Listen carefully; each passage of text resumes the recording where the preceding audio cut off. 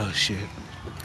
I just got out that motherfucking slide, and a nigga kinda perturbed. I'm perturbed, you know.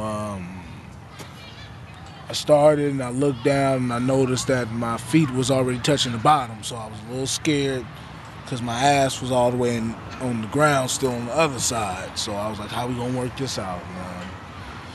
You know. It turned out that y'all had some questions or anything. Yep. Why are you gay? Why am I gay? See, for a faggot motherfucker like that, I'm just gonna say, bitch, I know where you live, and don't let me catch your ass nowhere slipping. Catch me, bitch. Any more questions? Hey, back the camera up on my fucking face. Back that fucking What made you get your big ass up there? The fuck you calling me, fat, huh? Huh?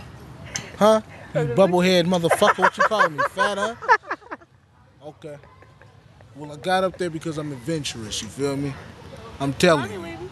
I'm telling you. Yeah, because she doesn't fucking want you anymore. And because of you, I don't have a fucking place to live. Hey, I'm gonna tell you. Fuck, I'm gonna tell you.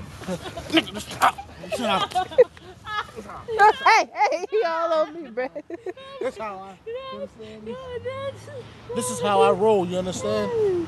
This is how I snatch them up. I snatch kids easy. You understand?